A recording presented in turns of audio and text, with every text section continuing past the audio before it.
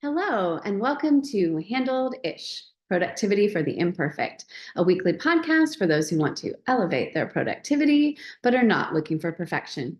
I'm your host, Betsy Hayes, and I am so glad you're here with me in podcast land or on YouTube. This is episode 44, Make Plans Once or Once-ish. Before we get into this week's topic, quick knee update. I went to the ortho last week and they unlocked my brace. And so I'm able to bend up to 90 degrees. I can't do that yet because my knee is very stiff. But after being straight for 3 months, or 3.5 months, but I started PT, physical therapy, and we will get there. So hopefully we are getting near the end of the knee saga. So just wanted to give you a quick knee update. So back to our regularly scheduled episode topic, which is the idea of making plans once or once-ish. So I was really reminded of this actually this morning. So I was talking to my mom because she is coming to pick me up and go to her house later because my brother annually makes a bunch of Chex Mix and like 8 double batches. And I love to be there that day because it's fun to watch my brother cook and then also to eat Chex Mix. So because I'm still not driving, my mom's picking me up. And so I'm like, hey, pick me up at noon. And she says, well, why don't you just text me when you're done? And I said, no, just pick me up at noon. That way it's decided.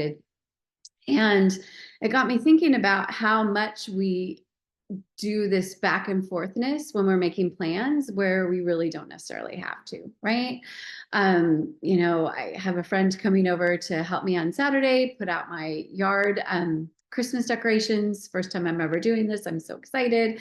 And I'm like, okay, I'll see you Saturday. What time? And he's like, oh, we'll figure it out. And I'm like, I said, can we just pick a time? Even if we don't have, even if we have to adjust it, at least there's a time that we're sort of shooting for. And it, sort of forces everyone to kind of make a plan, even if it's a loose plan.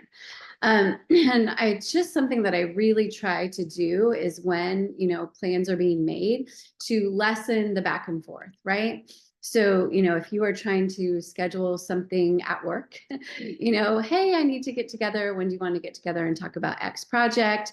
That is usually not the best way to start that conversation. Sometimes if you have access to people's calendars, you can propose a meeting based on, what their calendar says they're available. I have found that works for maybe 20% of the people, at least in my world, because not everybody puts everything on their calendars. And there are things that, necessarily we don't know about when we're trying to schedule. So what I have found works really well is I will, say, hey, want to get together about X, for about X amount of time, right? So again, the more specificity, the better. I want to talk about this project, need about 45 minutes. Here's some blocks of time next week that I have available. Pick 45 minutes within any of those blocks of time.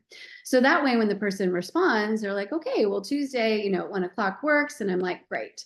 If it's in person, I will tell them where we're going to meet. And if it's on Zoom, I will put a calendar invite and a Zoom link immediately upon getting the information that Tuesday at 1:00 works, right? To make sure that A, I know I have a Zoom link available, and then B, it's blocked on their calendar.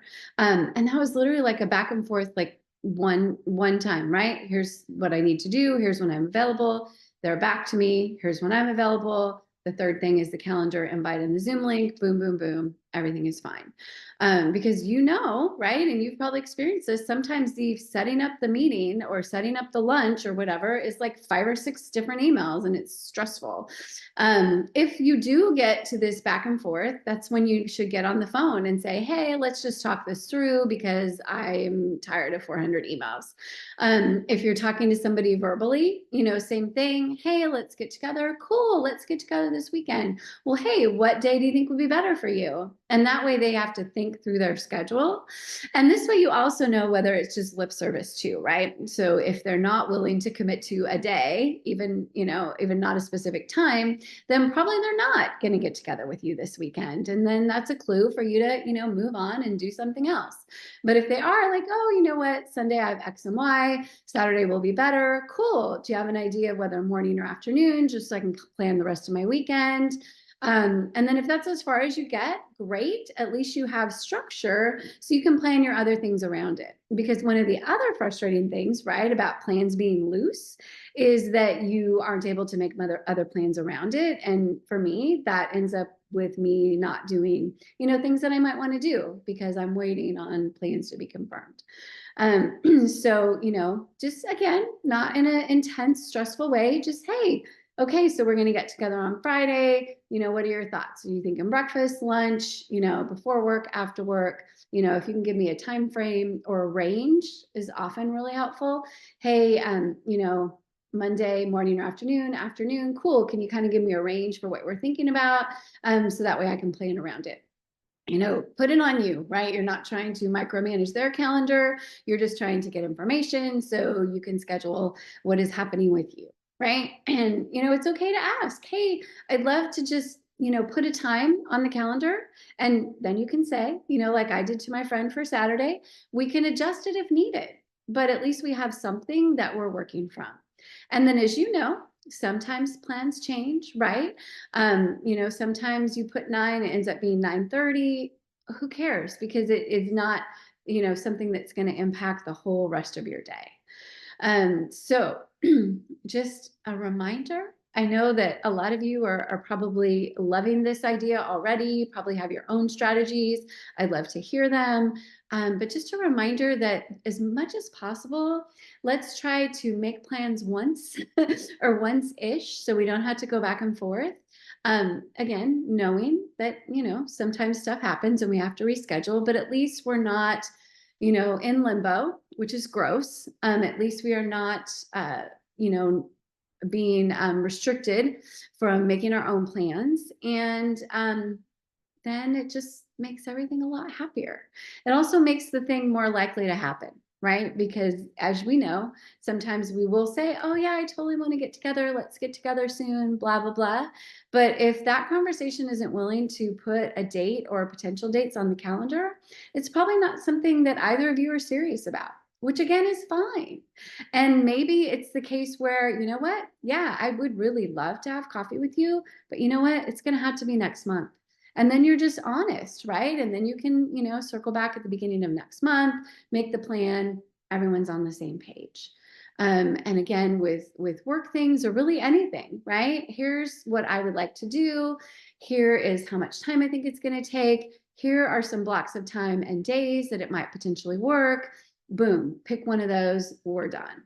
And if it's a couple of people, you can do the same thing. Here are times that work for me. Let us know. Marvin answers first. Cool. Marvin says, of my subset of time, this can be what I do. And then, Margaret can respond and say, okay, cool. Because she knows 2 people are available Tuesday at 1 o'clock. She is too. Boom, boom, boom. So it can work with a couple people as well. I don't recommend that strategy if it's a whole lot of people.